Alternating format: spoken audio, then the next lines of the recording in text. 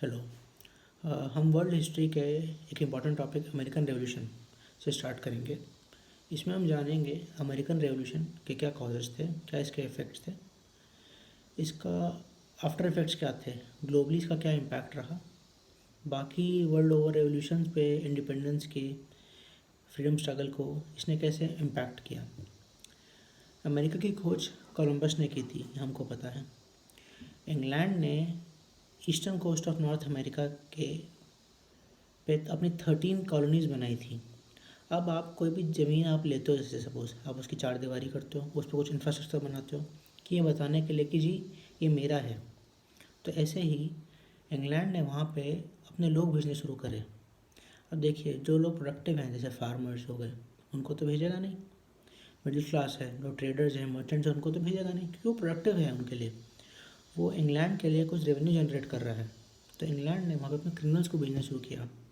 अब जो लोग जेल में सड़ रहे थे उनके लिए तो कोई, उनको अपनी कंट्री में रख के कोई फ़ायदा तो है नहीं, तो इसलिए इंग्लैंड ने उनको अमेरिका में भेजना शुरू कर दिया। उसी के साथ साथ इंग्लैंड में कुछ ऐसे लोग थे, मिडिल क्लास इंटेलेक्चुअल्स, जो वोल्टेयर, मोंटेस्क्यू, इन सब के आइडिया से इंस्पायर होके बदलाव चाहते थे सोसाइटी में। Democracy, rule of law, equality, liberty, fraternity, ऐसे आइडिया से इंस्पायर होके वो लोग एक नई जगह चाहते थे जहाँ खुले विचार के साथ वो रह सकें। तो वो भी अमेरिका में जाने लगे।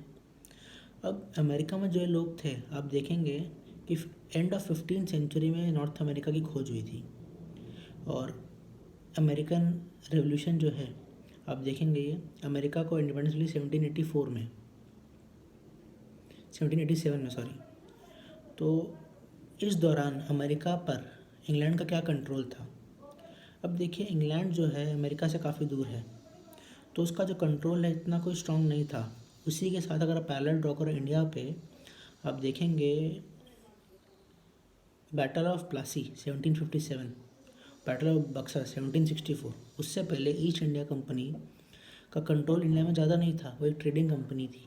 उसी तरह इंग्लैंड का अमेरिका पे उस वक्त पे ज़्यादा कंट्रोल नहीं था। लोग जो थे, जो पहले से सेटल हो चुके थे वहाँ पे, वो अलग अलग कंट्रीज़ के थे, अलग अलग क्लास के थे। तो उनको अपनी मटेरियल प्रोग्रेस के लिए इंग्लैंड का कोई सपोर्ट नहीं मिला था।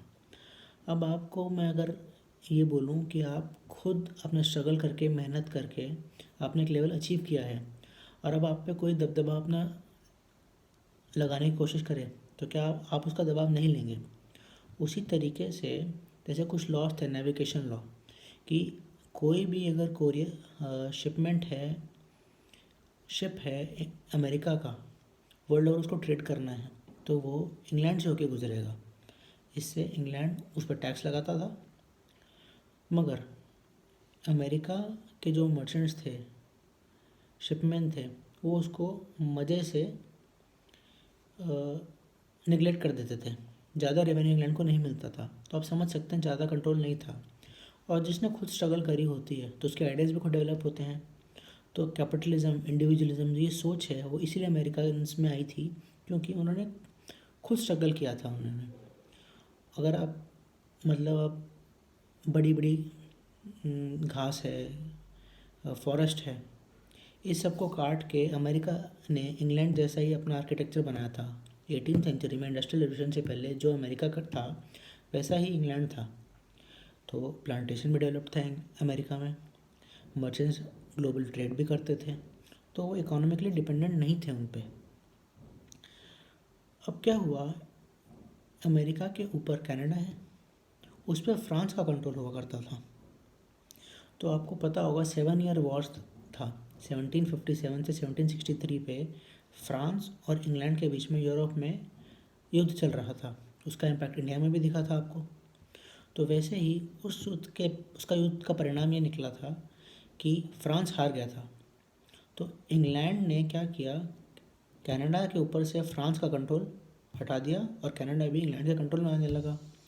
इससे पहले जो अमेरिकन्स थे वहाँ पे, उनको ये था कि ऊपर कनाडा में फ्रेंच हैं, ब्रिटिश अगर हमारे पास रहेंगे तो वो इंश्योर करेंगे कि फ्रेंच हम पे कब्जा ना करें।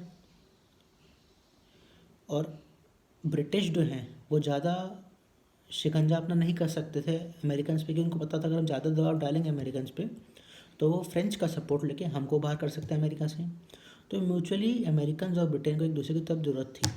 1763 के बाद ऐसा हो गया कि फ्रांस तो चला गया कनाडा से, तो अब फ्रांस को तो काफ़ी नुकसान झेलना पड़ा ही पड़ा, मगर अमेरिका के में ब्रिटेन को भी काफ़ी नुकसान झेलना पड़ा। फ्रांस के साथ लड़ाई थी, कॉन्टिनेंटल यूरोप में लड़ाई हुई उसकी, तो उसकी भरपाई कैसे करेगा? उसकी भरपाई के लिए उसने अमेरिकन पे टैक्सेस बढ़ाने शुरू कर दिए। तो सबसे पहले क्या हुआ, मैंने आपको बताया था कि नेविगेशन टैक्स था। जो पुराने टैक्सेस थे जैसे नेविगेशन टैक्सेस, उनकी इन्फोर्समेंट बढ़ा दी गई। नए tax, currency tax, sugar tax, quartering tax, ये इंग्लैंड ने लगाए अमेरिकन पे। अब क्या हुआ जी, अमेरिकन ने बोला नो टैक्सेशन विदाउट रिप्रेजेंटेशन, मतलब आप टैक्स पे करते हैं, क्यों पे करते हैं आप? कुछ मिनिमम सर्विसेज आपको गवर्नमेंट प्रोवाइड करती है। अब अमेरिकन के लिए कानून का बन रहा है इंग्लैंड में। इंग्लैंड का कोई भी एमपी ऐसा नहीं है जो अमेरिका को रिप्रेजेंट कर रहा हो, तो आप अमेरिकन को तो रिप्रेजेंट कर नहीं रहे हो, उनकी आवाज़ तो सुन नहीं रहे हो, मगर उनसे आप टैक्सेशन ले रहे हो। तो जेम्स ओटिस ने ये वर्ड सेंटेंस कॉइन करा, नो टैक्सेशन विदाउट रिप्रेजेंटेशन। तो जो आपने नए टैक्सेस लगाए हैं, sugar tax, quartering tax, currency tax, American को ये ठीक नहीं लगा। इसी के बाद अब क्या हुआ, इंग्लैंड ने टैक्सेशन और बढ़ा दिया। तो जो डेली आइटम्स, यूज़ के आइटम्स थे अमेरिकन के, जैसे कि टी, ग्लासेस, इस पे इम्पोर्ट ड्यूटीज़ बढ़ा दी। अमेरिकन को फिर ये पसंद नहीं आया, कि अमेरिकन का फंडा सिंपल था कि over the years, over the period of time around 300 years, वो लोगों ने खुद अपनी मटेरियल डेवलपमेंट करी। आइडियोलॉजिकली वो डिपेंडेंट नहीं थे ब्रिटिश पे। आप देखेंगे कि खुद स्ट्रगल कर करके उन्होंने एक लिबरल सा एटमॉस्फेयर क्रिएट कर लिया था। अलग अलग कंट्रीज़ के लोग रहते थे, तो एक कॉस्मोपॉलिटन सा एटमॉस्फेयर हो चुका था वहाँ पे। अलग अलग कंट्री के लोग रहते थे, तो एक एडजस्टिंग सा नेचर था उन लोगों का। आप देखेंगे कोई कट्टरवाद नहीं था उनमें, तो एक एक्सेप्टिंग सा नेचर था। तो आइडियोलॉजिकली, इकोनॉमिकली, पॉलिटिकली जितने भी ये 13 कॉलोनीज़ थे, उन सब में थोड़ा बहुत पार्लियामेंट्री फॉर्म ऑफ गवर्नमेंट था, क्योंकि इंग्लैंड की कॉलोनीज़ थी, इंग्लैंड में पार्लियामेंट्री फॉर्म ऑफ गवर्नमेंट था। तो यही चीज़, सेम चीज़ इंग्लैंड ने रेसिप्रोकेट करी अमेरिका में भी। तो अब देखिए, इंडिया में तो उस टाइम पे पार्लियामेंट नहीं था, वर्ल्ड की बहुत कम कंट्रीज़ में पार्लियामेंट था, अमेरिका में उनमें से एक कंट्री था। तो आप देखेंगे